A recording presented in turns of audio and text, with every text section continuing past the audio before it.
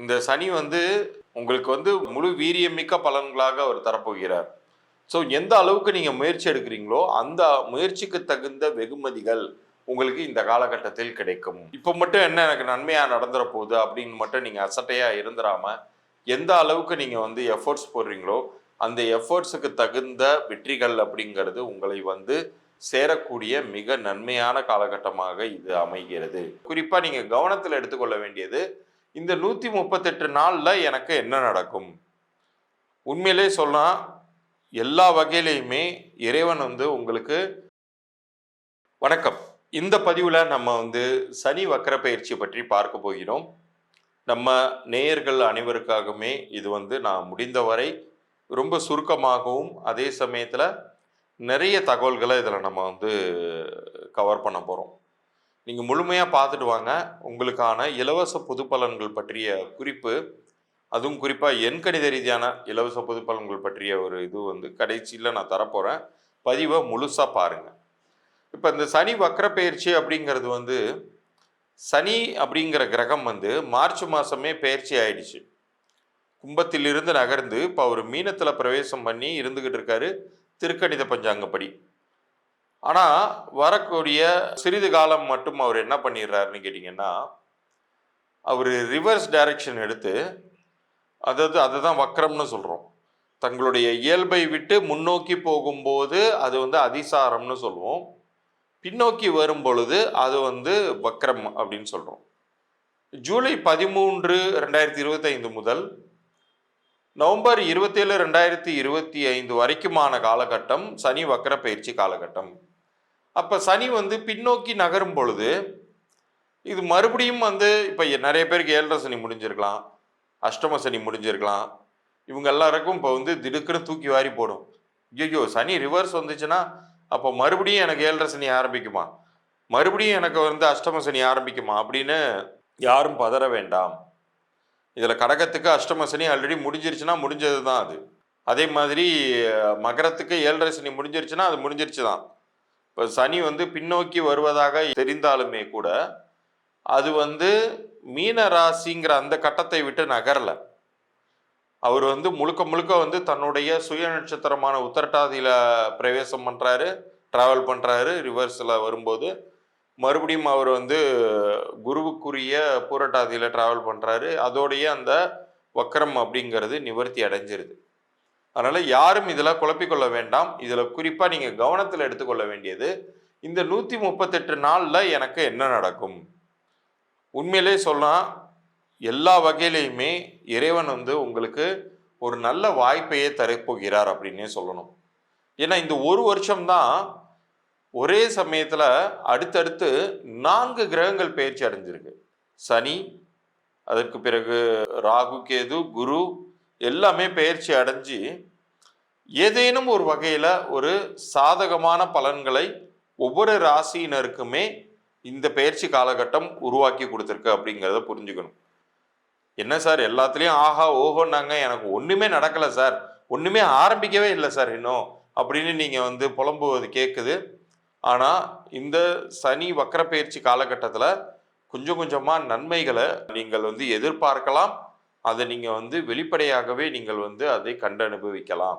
அப்படிங்கிறத அனுபவத்திற்கு வரும் அந்த பலன்கள் அப்படிங்கிறத சொல்லி பகுதிக்குள்ளார போகிறோம். அதுலேயும் குறிப்பாக நான் ஏற்கனவே சொன்னது மாதிரி உங்களுடைய பிறந்த தேதி கூட்டு எண்ணிற்கு பொருந்தக்கூடிய அதிர்ஷ்டகரமாக உங்கள் பெயர் அமைந்திருக்கும் பொழுது நீங்கள் எதை பற்றியுமே கவலைப்பட தேவையில்ல. உங்களுடைய லைஃப் லாங்குக்குமே நல்லது நடக்கக்கூடிய ஒரு தன்மைகள்லாம் இருக்குது. அது என்னுடைய இந்த பகுதியின் இறுதியில் உங்களுக்கு நான் இலவசமாக அந்த பலன்கள் எப்படி சொல்ல போகிறேங்கிறதெல்லாம் வரும். அது பொது பலன்கள் பற்றிய குறிப்பு, கவனமாக பாருங்க. மகர ராசிக்கு இந்த சனி வக்கர பயிற்சி காலகட்டம் எப்படி இருக்க போகுது அப்படிங்கிறத பார்ப்போம். மகர ராசியின் அதிபதியே சனிதான். இந்த மகர ராசிக்கு 1ற்கும் 2ற்கும் உடையவர் சனி பகவான். அவர் தற்போது 3ஆம் வீட்டில் நின்று வக்ரம் பெறுகிறார். இந்த 3ஆம் வீடு அப்படிங்கிறது வந்து உபஜயஸ்தானம் அல்லது முயற்சி ஸ்தானம்னு சொல்லுவோம். உங்களுடைய முயற்சிகளுக்கு தகுந்த வெற்றிகளை தரக்கூடிய அமைப்பு அப்படிங்கிறது இந்த வக்ர பயிற்சி காலகட்டத்தில் உருவாகுது அப்படின்னு உறுதியாக சொல்லலாம். ஏன்னா இந்த சனி வக்ரம் அப்படிங்கிறதே பார்த்தீங்கன்னா தன்னுடைய இயல்பில் இருந்து மாறுபாடான பலன்களை தரக்கூடிய இடம் அப்படின்னு நம்ம சொல்லுவோம். இயல்பிலிருந்து அப்படின்னா, உங்களுடைய சனி வந்து உங்களுக்கு பொதுவா என்ன செய்வாரோ, 3ஆம் வீட்டில் நின்று என்ன செய்வாரோ, அதிலிருந்து சற்று மாறுபாடான பலன்களை ஒரு தரப்போகிறார். அதுவும் குறிப்பாக தனித்து இயங்கக்கூடிய சனியாக அவர் செயல்பட போகிறார். இந்த சனி வந்து சூரியனை விட்டு மிகுந்த தள்ளி வந்து பலன் தரக்கூடிய இந்த காலகட்டத்தில, தனித்து இயங்குவார். உங்களுக்கு வந்து முழு வீரியமிக்க பலன்களாக அவர் தரப்போகிறார். ஸோ எந்த அளவுக்கு நீங்க முயற்சி எடுக்கிறீங்களோ, அந்த முயற்சிக்கு தகுந்த வெகுமதிகள் உங்களுக்கு இந்த காலகட்டத்தில் கிடைக்கும். பண வருவாய் மிக அதிகமாக இருக்கும். ஏன்னா 7.5 சனி காலகட்டத்திலேயே வந்து தன்னுடைய சொந்த வீடாகவே இருந்தாலும், ஒரு நீதிமானாக நின்று நிறைய பனிஷ்மெண்ட்ஸையோ அல்லது நிறைய இடர்களையோ அவர் குடுத்திருப்பாரு. ப்ராப்ளம்ஸ் எல்லாம் குடுத்திருப்பாரு. பட் அதெல்லாம் நீங்கி ஒரு நல்ல நிலையில இப்ப நீங்க வந்து உங்கள வச்சிருப்பாரு. அது இன்னும் மேம்படுத்தி, அதிகப்படுத்தி தான் தரப்போகிறார். இந்த ஜூலை 13, 2025 முதல் 27 நவம்பர் 2025 வரைக்குமான இந்த 138 நாட்கள் வந்து நன்மையே தரப்போகிறார் அப்படின்னே வந்து உறுதியாக நீங்கள் நம்பலாம். ஒரே ஒரு விஷயம் என்னன்னா, இதற்கு முன்னாடி வந்து உங்களுக்கு எவ்வளவோ நீங்கள் சிரமப்பட்டிருப்பீங்க தான், இல்லைன்னு சொல்லல. நிறைய வந்து பொருளாதார சிக்கல்கள் எல்லாம் சந்தித்திருப்பீங்க தான். இப்போ மட்டும் என்ன எனக்கு நன்மையா நடந்துற போகுது அப்படின்னு மட்டும் நீங்க அசட்டையா இருந்துராம, எந்த அளவுக்கு நீங்க வந்து எஃபோர்ட்ஸ் போடுறீங்களோ, அந்த எஃபோர்ட்ஸுக்கு தகுந்த வெற்றிகள் அப்படிங்கிறது உங்களை வந்து சேரக்கூடிய மிக நன்மையான காலகட்டமாக இது அமைகிறது அப்படின்னு உறுதியாக நீங்கள் நம்பலாம்.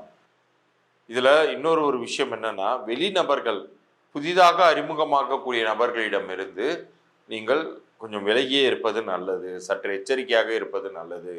பிரச்சனைன்னு ஒண்ணு வந்துச்சுன்னா, வெளியிலேருந்து வந்து யாராச்சும் கருத்து சொல்றேன்ட்டு உள்ளார வருவாங்க. அவங்க உங்களுக்கு கிடைக்கக்கூடிய வாய்ப்பை வந்து அவங்க தட்டிட்டு போயிடுவாங்க. அதுக்கு நீங்க இடம் தராதீங்க. அதே மாதிரி ஒரு விஷயம் நடக்கணுமே அப்படின்னு நீங்க முயற்சி எடுக்கிறீங்கன்னு வச்சுக்குவோம். அது உடனடியாக நடந்து முடிஞ்சிடணுங்கிறது கிடையாது. கொஞ்சம் காலதாமதம் ஆனாலும் கண்டிப்பாக நடக்கும். அது வெகுமதியாகவே உங்களுக்கு அமையும் அப்படிங்கிறத நீங்கள் உறுதியாக நம்பலாம். இப்ப இவ்வளோ நேரம் நீங்கள் பார்த்த இந்த சனி வக்ர பெயர்ச்சியை தாண்டி கிரக சுழற்சிகள் அப்படிங்கிறது எப்போதுமே நிகழ்ந்து கொண்டு இருக்கக்கூடியது தான். அதை நம்ம கைகளால பிடிச்சி நிறுத்திவிட முடியாது தான். அதே சமயத்துல ஒரு மனிதனுக்கு அவருடைய பிறந்த தேதிக்கும் கூட்டு எண்ணிற்கும் பொருந்தக்கூடிய வகையில ரொம்ப பாசிட்டிவா ஒரு நேம் அமைஞ்சிருக்குன்னு வச்சுக்கோமே, அது வந்து அவருடைய லைஃப் லாங்குக்கும் நல்ல பலன்களை உண்டாக்கும். இது என்ன சார் இது நம்பவே முடியலையே சார் அப்படின்னா, என்னுடைய அனுபவத்தில் என்னுடைய எண்கணித அறிவின்படி நான் நிறைய பேருக்கு பேர் அமைச்சு கொடுத்துருக்கேன். அவங்களுடைய சக்ஸஸ் ஸ்டோரிஸ் எல்லாமே நீங்கள் வந்து எனக்கு நீங்கள் உங்களுடைய பெயரையும் பிறந்த தேதியும் அனுப்பும் பொழுது உங்களுடைய பொது பலன்களோட சேர்த்து நான் அனுப்ப போகிறேன். அந்த சக்ஸஸ் ஸ்டோரிஸ் கேட்கும்போது இதில் இவ்வளோ பலன்கள் இருக்கா அப்படிங்கிறது உங்களுக்கு புரிய வரும்.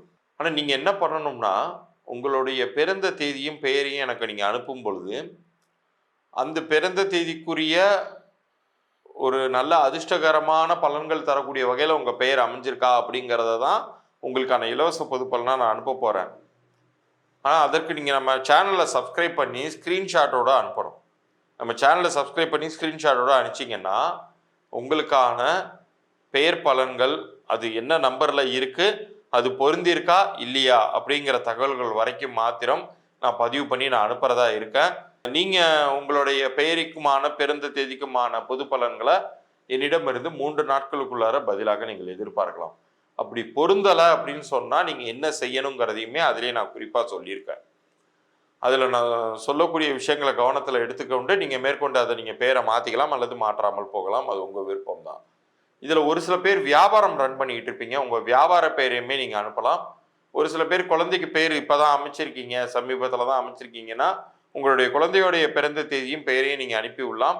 அது அந்த குழந்தைக்கு பொருந்திருக்கா, நல்லது பண்ணுமா நல்லது பண்ணாதா அப்படிங்கிறத பற்றியெல்லாம் நான் விலாவாரியாக சொல்ல போகிறேன். இது எல்லாமே இலவச பொது பலன்களே. பொருந்தலைனா மட்டும்தான் என்னுடைய பெய்டு கன்சல்டேஷன் ப்ராசஸ் என்னன்னு சொல்ல போகிறேன். பொருந்தி இருக்குன்னாலும் நான் வெளிப்படையாக அது நல்லாவே இருக்குது, அது எதையும் டிஸ்டர்ப் பண்ணாதீங்கிறத நான் ஓப்பனாக சொல்லிடுவேன். நீங்கள் அப்படியே அதை மெயின்டைன் பண்ணிக்கொள்ளலாம். மீண்டும் அடுத்த பதிவில் சந்திப்போம். நன்றி, வணக்கம்.